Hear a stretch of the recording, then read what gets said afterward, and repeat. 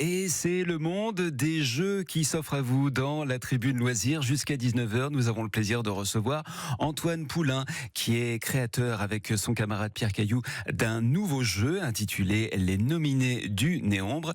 On est parti pour lancer les dés. J'achète. Ah, je regrette, ça n'est pas dans vos moyens. Je la veux, la rue de la Paix. Il me la faut, bordel. Tenez, voilà. C'est pas la règle. Bonsoir Antoine Poulain. Bonsoir, merci beaucoup pour l'invitation. Et merci à vous d'être venu et accompagné avec ce jeu, Les Nominés du Néombre. Est-ce qu'il y a une véritable différence entre le jeu de société traditionnel et un jeu tel que vous l'avez développé, donc qui est un jeu de cartes dit coopératif?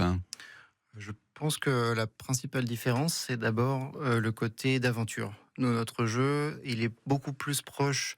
C'est un jeu de stratégie, mais aussi un jeu d'aventure dans lequel on va se rapprocher peut-être du jeu de rôle un petit peu. Et aussi, on tenait énormément au côté coopératif. Moi, j'aime beaucoup les jeux d'opposition, mais on développe pas plus de compétences quand on est l'un contre l'autre que quand on est ensemble. Et du coup, ça permet aussi de jouer tous une aventure ensemble. C'est important. Donc j'essaye de bien traduire et ce que j'ai compris. Donc un jeu coopératif, c'est où chaque joueur va pouvoir apporter quelque chose à l'un et à l'autre, alors qu'un jeu d'opposition, c'est, on va dire un peu comme aux échecs, on est là pour détruire l'adversaire. Tout à fait. Nous, dans la façon dont on a développé le jeu, l'équipe gagne et l'équipe joue contre le jeu ou contre l'environnement. Donc, il n'y a qu'une façon de perdre, soit tout le monde gagne, soit tout le monde perd. Et nous, dans notre jeu, du coup, contrairement au fait, on ne se fait pas de crasse comme on aime beaucoup dans certains jeux. Là, vraiment, c'est l'équipe qui va jouer ensemble. Chaque personne va développer ses propres stratégies et c'est les synergies, c'est tout ce que chacun des joueurs va réussir à apporter qui vont faire que l'équipe ensemble va remporter la victoire. Alors ça parle peut-être à certains adultes et aussi aux grands-parents de certains enfants qui sont adeptes de ce type de jeu. Est-ce que c'est vraiment tout public? Est-ce que toute personne peut se lancer dans ce genre de jeu, alors que ça devrait être justement une passerelle peut-être entre les générations pour qu'on se retrouve enfin autour de quelque chose? Alors nous, quand on a développé le jeu, évidemment, on a un peu une idée qui est la base du jeu. Et au fur et à mesure des tests de jeu et de faire tester le public dans les différents festivals, on se rend compte que le public qu'on avait un peu défini, qui est un public plutôt initié, des gens qui ont l'habitude de jouer à d'autres jeux de société, qui ont l'habitude de la narration, qui ont l'habitude de la fantaisie. En fait, on se rend compte qu'il y a aussi pas mal de gens qui sont pas du tout de ce milieu et qui arrivent à se prendre au jeu parce qu'on l'a voulu très facile. Donc les différentes générations peuvent y jouer. On a des adolescents on a parfois des tables avec des grands-parents et des parents qui viennent jouer en festival, qui pensent pas forcément à la base être conquis, et puis qui restent et qui jouent 2, 3, 4 parties de suite, ce qui prouve qu'ils s'amusent quand même. Ça s'appelle Les Nominés du Néombre et il y aura donc une participation donc pour financer ce projet à partir du 14 septembre. C'est quoi le Néombre ?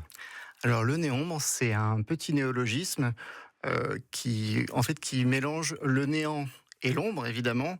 Nous, dans notre univers, parce qu'il y a tout un univers autour du jeu, c'est pas uniquement un jeu mécanique de stratégie, il y a aussi une aventure, des personnages, on se déplace dans un monde où il y a des règles, une histoire, et donc le néombre, c'est un peu une force c'est un peu une force dans laquelle on peut puiser, c'est une force qui est un peu magique, qui est très instable, et donc les personnages essaient de découvrir comment est-ce que le néombre a un petit peu défiguré le monde dans lequel ils vivent, parce que certains personnages ont essayé de s'accaparer la puissance. Et nous, notre objectif, c'est d'enquêter sur ce qui se passe avec le néombre.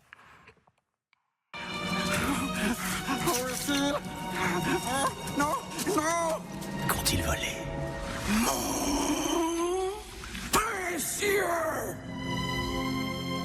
Un extrait du film Le Seigneur des Anneaux. J'en profite pour rappeler que le cinéma Pathé Amiens propose très prochainement de revoir la première trilogie et dans sa version longue. Quand on vous écoute, on a l'impression de retrouver justement cette tendance, ce produit cinéma qui a influencé plusieurs générations et qu'on va retrouver un peu dans cette aventure que vous proposez à travers votre jeu de société, Antoine. Oui, tout à fait. On est vraiment, l'univers fantasy, et en particulier, là, dans notre jeu, la dark fantasy, c'est quelque chose qui nous a inspiré. Donc la fantasy qui est tout ce qui est un peu magique, médiéval, fantastique en fait. Nous on est plus sur dark fantasy, c'est-à-dire que pour le faciliter un petit peu, c'est un peu cet univers, sauf qu'il ne fait pas bon vivre dans ce genre de monde. Les instincts les plus vils sont mis à l'honneur, les souffrances sont assez diffuses, et nous, en tant que personnage principal, on va essayer peut-être un petit peu de ramener un peu de justice et un peu de bonté dans un monde qui, lui, est très dark et très obscur. C'est de l'anticipation, c'est quasiment sans vouloir noircir le tableau. Ouais, nous, on l'a fait dans un univers qui est fantastique, donc Tout est permis. Voilà, tout est permis, mais c'est vrai qu'on pourrait y voir certaines choses avec la réalité. Antoine Foulin qui vient nous parler de ce jeu, les nominés du Néombre. Vous pouvez participer grâce à une cagnotte qui arrive bientôt sur Ulule. Et il y aura une soirée de présentation au Déraisonnable, le bar à jeux qui se trouve à Amiens. C'est votre tribune loisirs, et des loisirs, il y en a, en présence de Antoine Poulain qui, avec son binôme Pierre Caillou, c'est un duo picardo-normand qui se retrouve autour de ce jeu de cartes coopératif de stratégie, les nominés du Néombre, et un financement participatif qui arrive le 14 septembre sur Ulule avec une soirée au Déraisonnable. Pendant la pause musicale, Antoine m'a montré justement ce jeu qui est enfermé dans une boîte. Il y a un côté très très artisanal, autant sur cette boîte que sur le compteur de points ou encore les cartes à jouer.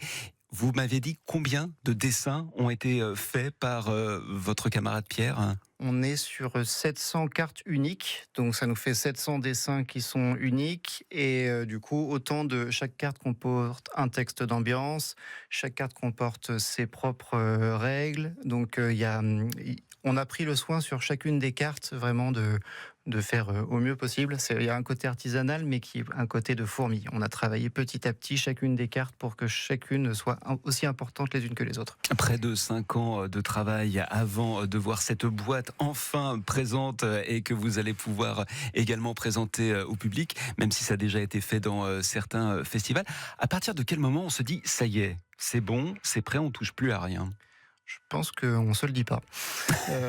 À mon avis, comme pour peut-être un auteur pour un livre, quelque chose, jusqu'à la veille de l'impression, à mon avis, on n'est pas satisfait de la dernière virgule, on a un doute sur quelque chose. Donc, il a fallu qu'on se dise, le fait d'être deux, on a un retour, et donc pour les timings, on est très bon, parce que quand l'un a le doute, peut-être l'autre le rassure et tout ça. À un moment, on se dit, ça fait longtemps que le jeu est stable et que les variations sont très à la marge, donc le jeu est terminé. Ensuite, on a toujours des petites choses à modifier, mais de toute façon, à mon avis, si on ne sortait pas le jeu bientôt, je le modifierai encore dans 5 ans. Donc, Les jeux qui participent vont faire preuve de stratégie, d'entraide pour résoudre des combats contre des créatures maléfiques, entre autres. On évoquait le Seigneur des Anneaux il y a quelques instants. C'est vrai que on peut avoir envie d'être très influencé par ce qu'on a vu, par ce qu'on a lu, que ce soit dans l'heroic fantasy ou dans la bande dessinée. Est-ce qu'il y a toujours un petit peu cette crainte, ça a déjà été vu quelque part, ou ça va forcément faire penser ça à quelqu'un d'autre, et du coup on va y perdre de notre identité, de quelque chose d'original qu'on voudrait apporter au public. C'est sûr que c'est une crainte. Après, je pense qu'inventer la roue en 2024, c'est une illusion. Donc, c'est plus des inspirations. Évidemment, on retrouvera des choses qui sont connues dans d'autres univers. On n'a pas inventé ni la dark fantasy ni la fantasy. On n'a pas inventé les jeux de cartes, mais on a réussi à faire quelque chose qui est totalement issu de notre imagination. Un univers qui s'est construit petit à petit, les illustrations nourrissant l'histoire nourrissant les illustrations, et tout ça a fini par donner une cohérence totale au jeu. Donc oui, on retrouvera, pour ceux qui connaissent énormément de choses dans la fantasy, ils retrouveront quelque chose, mais je ne pense pas que ce soit forcément quelque chose de négatif. On est aussi satisfait si je vois un nouveau contenu d'Heroic Fantasy qui ressemble un peu au Seigneur des Anneaux. Si c'est qualitatif, ça me dérangera pas. Je dirais pas oh là, c'est terrible d'avoir pompé toute l'idée, quoi. Vous, Antoine, et peut-être Pierre, à qui on rend véritablement hommage pour le travail effectué, qu'est-ce que vous aimez dans ce style de jeu ? En fait, je pense qu'au moment où on crée un jeu, on crée le jeu auquel on aurait aimé jouer. Je pense que tous les autres auteurs de jeux, j'en connais quelques-uns, c'est un petit peu ça la base. Il existe des jeux qui ressemblent, mais aucun ne coche toutes les cases. Et du coup, Pierre et moi, on avait ces idées de faire un jeu qui puisse être au long cours, donc une aventure qui dure plusieurs dizaines d'heures, un jeu qui soit stratégique. Moi, on tenait aussi beaucoup à ce que ce soit coopératif, et donc du coup, on voulait que le jeu coche toutes les cases. Or, je ne connais pas de jeu qui coche toutes ces cases-là, qui soit aussi accessible au début et complexe à la fin. Donc, clairement, on a créé le jeu auquel on aurait aimé jouer, et on est assez satisfait du résultat. Et que vous n'aviez jamais trouvé auparavant? Non, pas sous cette forme. Il y a des jeux qui sont très bons et qui peuvent être proches sur certains aspects, mais il y a toujours des choses qui vont venir à manquer, parce que les jeux ont leurs propres règles intrinsèques. Chacun des jeux va avoir sa propre façon d'aborder la stratégie ou l'aventure, et donc du coup on a trouvé aucun jeu qui ressemble, qui soit très proche d'une autre en tout cas. Donc de l'originalité dans cette boîte, les nominés du Néombre, un jeu de cartes coopératif de stratégie dans un univers de fantasy, un peu dark aussi, et une campagne de financement qui sera lancée le 14 septembre et la soirée au Déraisonnable à Amiens. Je vous étonne, Antoine, si je vous dis qu'en 2023, il y a eu un championnat du monde de Dr Maboul à Paris qui a accueilli 160 joueurs venus de toute la planète. Pas tout à fait étonné, et du coup je suis curieux. J'espère qu'il y a une captation de ça pour pouvoir aller regarder. Je regarderai le best-of ce soir, promis. Antoine Poulain qui vient nous parler de ce jeu absolument incroyable, un jeu de cartes coopératif, une campagne à partir du 14 septembre avec une soirée au bar à jeux Les Déraisonnables à Amiens. Ça va consister en quoi cette soirée, Antoine ? Alors en fait, il y aura une double soirée, donc une au bar à jeux Les Déraisonnables d'Amiens et une en direct à Caen parce que mon binôme habite Pierre à Caen. Caillou.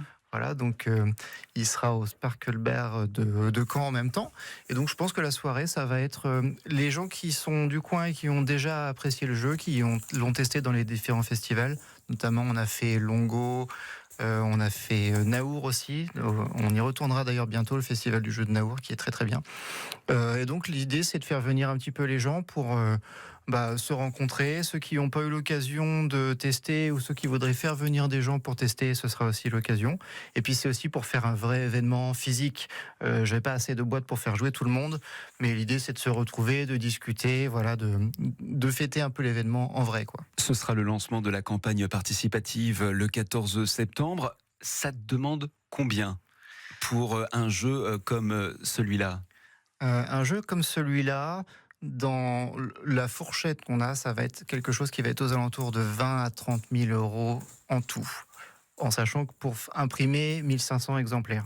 Nous, pour la campagne de financement participatif, on va être sur une campagne pour essayer d'atteindre les 10 000 euros, ce qui nous donne un bon début, et y compris pour essayer de lancer le financement, convaincre une banque que c'est sérieux, et puis faire les premières dépenses du coup.